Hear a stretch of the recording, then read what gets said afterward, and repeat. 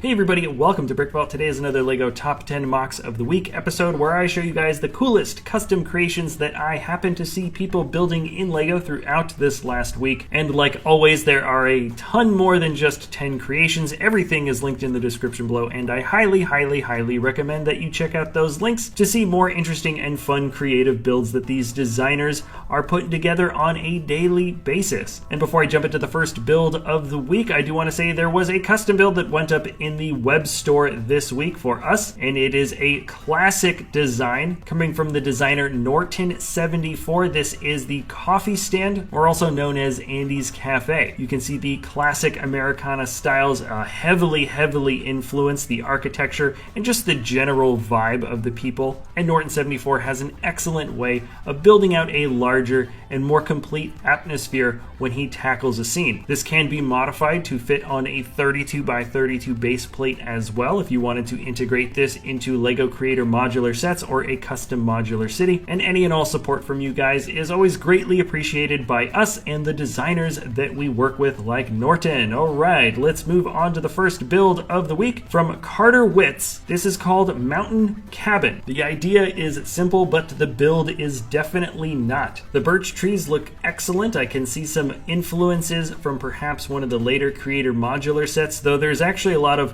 differences here. The spines are a little bit more spindly. The use of those robotic arms is great. There's some horn pieces thrown in as well. And then you can see the very crudely constructed cabin. And I mean, it was built well to look like it is a crude cabin. The tiles that make up the wood boards are all a little bit offset. There's different little bricks kind of sticking out in random places to make it look like this isn't maybe the most well-constructed thing, but definitely serves a purpose out here in the wild. The hunter is returning home, and probably my favorite little aspect of this build is the build for the water. I see different techniques all the time. This light blue looks so good with the trans clear over. It really gives you the idea that this is very fresh, perhaps the newly melted snow or something like that. And it's just a nice little refreshing nature build. Now here is another nature build as well from Revan New. This is called Over the Garden Wall. This was part of a build challenge where he had to create 3 characters, and my initial impression when looking here, I thought it was kind of like a Hansel and Gretel theme or something like that, but really, no, not quite. The vintage kind of overlay that we have as a color scheme,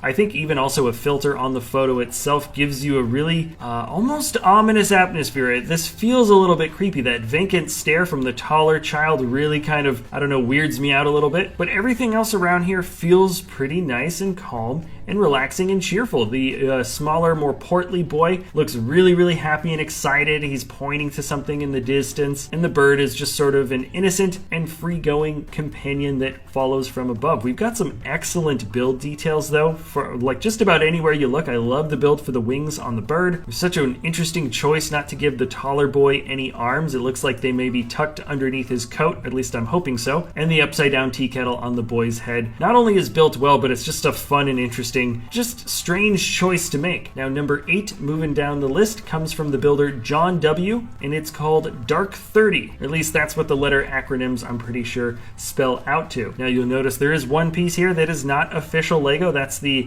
gun that this minifigure is holding, but I don't think it makes or breaks this build necessarily. I just thought the actual style of connecting the legs to the top torso of the minifigure was such an excellent little design choice, and this bodysuit armor just has a feeling of looking very aggressive and also incredibly spry. The detailing on top of the helmet and having the helmet kind of push through the open visor area is so cool. It makes for just fun, interesting choices. It's such a small and simple build, except actually not that simple. Definitely a cool design choice from John W. It'd be cool to see a squad of these guys infiltrating a larger sci-fi diorama. And then I swear, I almost never get choked up in action movies or movies in general, but the end of T2 was definitely one of those moments for me, and W. Navarre, the builder, has put this together. It's called T2 Terminator Gives the Thumbs Up. So if you're at all familiar with this movie or this scene, you'll see that he did such a good job I like that he intentionally showed off the underside of the studs for the glove itself. It just kind of looks a little bit raw and rugged, and by the time we got to this point in the movie and the close-up on the hand, it's just all torn apart. The different levels and layers of lava look fun, and the hanging chains from the top just add just a little bit of extra atmosphere to this overall little build. This certainly hit me with nostalgia points for sure, and it's double excellent that the build itself is actually quite fun. Now here is just one fun design that I found in a small diorama from Trevor Frost. It's called Imperial Compound on Kashyyyk, and it's so simple. The interior light design is nice, and everything just kind of looks pretty straightforward, but the concept of the Jedi pushing the stormtrooper straight into the wall with the detached legs and arms, that is just awesome. It's comical, it looks great, and also, who is this Jedi? Because I honestly haven't seen anybody with this type of force power, at least not use it like this before. That is the simple only reason why I wanted to put this into the top 10. It's just such a funny image, and it's also built quite well. Relatively simple all around in terms of technique, but you don't have to have the most complicated techniques in order to create something that just looks so good. Now, jumping to the next one, I feel like Timothy Kachev has just been on a roll of amazing creativity. This is a designer that we feature all the time, and for good reason. There's just so many awesome things that come from this guy's head. We've got hyenas, and there's a little winky face there in the title, and of course these are the 3 bad guy hyenas from the Lion King movie. I didn't even have to look back at reference pictures. I haven't seen that movie in 15 years or something, but the characters from the film are so iconic, and their brick-built counterparts are captured so incredibly well. I love the expressions on each of their faces. The builds for their body are kind of lanky, their heads slink really low, they're standing around a nasty bubbly pond with those nice trans-clear domes and bubble pieces to pop up in the front. Gosh, the atmosphere is just captured just like no other. The faces are just so much fun. It's rare that you get such character out of Lego built faces, and it's even more rare that you get recognizable character faces built out of Lego on top of that. And then this next one is just so simple and stark and disturbing. This is an art piece. Sometimes when I see somebody becoming very, very serious with Lego as an art medium, I can see or hear people smirking, or at least not taking this type of building as something that you can take as seriously, let's say, as a medium of painting or drawing. But there's just something so specific and so disturbing about this simple build here. It's called Untitled, or it's simply Untitled, and it's by the builder Why Not. The forced perspective here is incredibly strong. The wall that we have along the ocean is very slowly but surely being bent. That you can see at the bottom with a lot of those 1x2 plates. And then the sloped cheese wedge pieces give you the idea that the wall is just getting thinner and moving away, when in fact it's actually just getting shorter. This gives you the idea that we're looking at a giant walled city with buildings that don't even really line up together. It kind of gives you the idea that the city is bland and chaotic, and in the midst of it all there is a man falling into the ocean by the bridge. Everything though is seen from the inside of a tunnel or an archway. The whole piece is very long and tall. Vertical, I know, is a sin for video cameras and cell phone cameras, but the intention of making the piece look like this really works. Actually, really works. This is one of those builders that I'm very surprised that I haven't seen until now, and I personally am just having a great time going through their previous Flickr feed myself. This is definitely a builder worth checking out if you've got spare time. And now let's knock out a couple of fan favorites. Speeders and spaceships are just, I love building them. Everybody that I know really loves building them,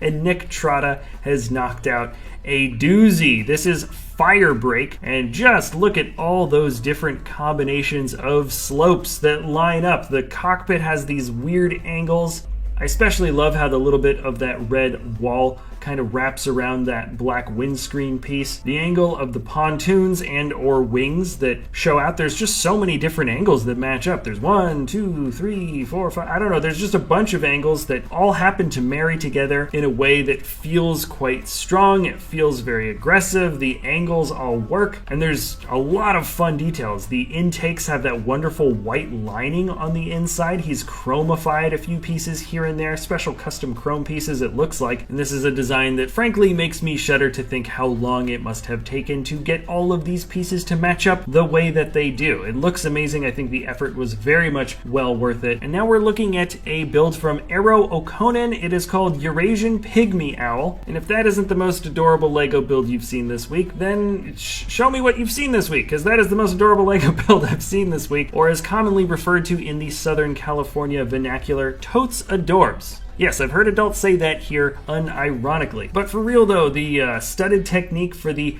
entire fluffy plumage of the owl works well. The fact that there's studs facing out on all sides. The spherical head has studs that are offset diagonally on either side to allow room for those big old eyes to fit in as well. That's a really fun technique, and it certainly allows for the full body of the eyes and the color behind them to sink into the head very seamlessly. Super fun little build. And then there is simply nothing cute about this next one. It's from Sunder59 called Air Carrier, and I couldn't tell you how long it must have taken this guy to design out this absolutely massive ship. What is it about aircraft carriers and flying that everybody seems to love so much? I mean, technically these propellers don't necessarily have to be flying propellers. This could just be the full hull of a ship that is completely underwater, but the twin runway fantasy aspect of this just feels so cool. The entire white detailing of the lines along the top are all brick built in with tiles and other plates, and there's just something so much fun about the rounded, smooth areas of extra decks below and turrets on the sides. I do believe that this is a 100% digital build. Don't quote me on that. It is kind of hard to tell based on the color wash that we have for a lot of these photos, but either way, it doesn't bother me at all. It is just such a fun, massive air carrier, and I shudder to think how long it must have taken to design something so huge and so immaculately well put together. Granted, if it's digital, you don't have to stress test it the same way you would if it wasn't, but this feels like a reasonable build that could probably exist in real life if you really wanted to put all the time, effort, and money into getting all the bricks and snapping them together. So anyways, guys, that is going to be it for the top 10 mocks of the week. Remember to check out the description below. There are a ton of links to builders from all over the world. I highly recommend, if you've got extra time, that you check them out. If you enjoy our content, you can always like or subscribe. Tune in same time next week for another top 10 mocks of the week episode. And thanks a lot for watching, everyone. We'll see you next time at Brick Vault.